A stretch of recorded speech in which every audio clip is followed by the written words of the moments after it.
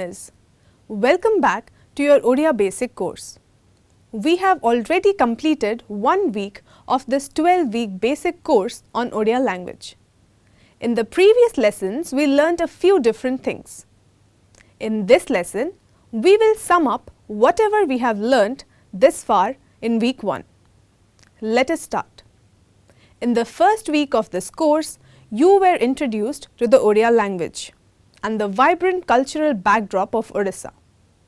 The initial videos laid the foundation by focusing on basic self-introduction and greetings, helping learners start simple conversations. Phrases like Mo Nama Seema, my name is, were taught to enable you to introduce yourselves confidently. You can replace the name with your name. Hope you practiced it. You learned how to greet others politely like Namaskar, Apananka na kona, ask about someone's well-being like Apana kemiti achanti, and respond to basic questions like Mo na Seema, Mu Neeraj Sarkar, Mo ghara katakare.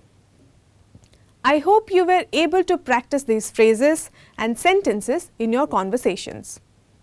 You learnt words like Namaskar and Pranam, which are greetings, where Pranam is a more formal and traditional form of greeting than the word Sir, which was a loan word. You learnt about words like Babu, which is used as a form of addressing someone instead of their title like Ram Babu, and Bhai, which is generally used for brother, but it is also a term of respect used for men. Both women and men can use this term. You learnt how to ask the question "Se kiye," which means who is she or he. Then you also learnt how to answer these questions as well. For example, "Se Mamata Panda," "Se Piyush Sharma," which means she is Mamata Panda, he is Piyush Sharma. You also became familiar with how to introduce the state you belong to, your city or district. We discussed some question words like Kauna, which is what, Keuthi, which is where, and Kiye, which refers to who. Next, we introduced basic pronouns in Odia to begin forming sentences. Let us take a look at the basic pronouns that we covered. Mu means I. Ame means we. Apana refers to you. Tu also refers to you. Se refers to he or she. Moving from language basics, the course shifted its focus to the history, culture and identity of Odisha. This session offered a brief but insightful look at the state's rich heritage, including its ancient temples, art forms, festivals and unique customs. Odisha is known for its beautiful architecture, especially the iconic Konark Sun Temple and the Jagannath Temple in Puri.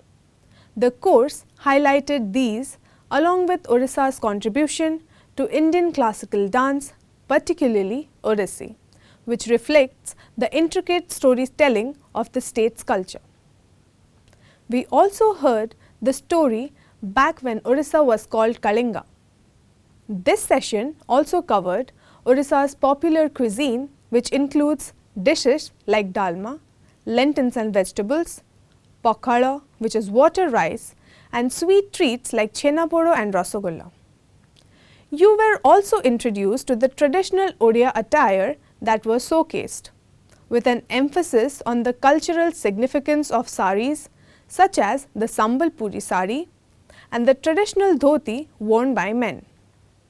Another key focus of this week was the Odia script. The script, unique in its circular shapes, was introduced systematically to make it easier for beginners. Rather than following a conventional method of teaching traditional patterns of the alphabet, we took a different approach, which involved grouping.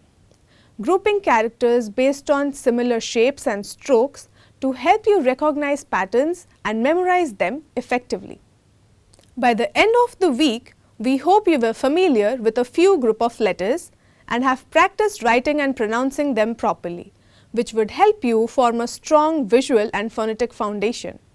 We divided the alphabet into 5 sets.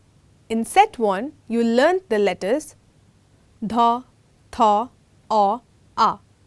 In set 2, we learnt the letters da, ha, ba, ka and ja. We went through some of the vocabulary as well, like ba, kaka, ja, aha, badaka, kotta, patha, bagha, otta and so on. Do you remember the meaning of these words? If not, you can always go back to the videos or the PDFs and practice. A major theme throughout week 1 was about building comfort with the new script and sounds, which are fundamental to progress in Odia language. By the end of week 1, you have gained a practical grasp of Odia basics. So now you are familiar with the alphabet and can confidently pronounce some common words, and are also able to use simple greetings in Odia. This foundational knowledge prepares you to build vocabulary and construct more complex sentences in the following week, moving closer to a conversational proficiency. To conclude, we can say week 1 provided a well-rounded introduction to the basics of Odia language, Odia's cultural essence, some basic communication and the Odia alphabet. Thank you everyone. In week 2, you will have more such exciting topics for you where you will know more about the Odia language. Stay tuned for that and happy learning.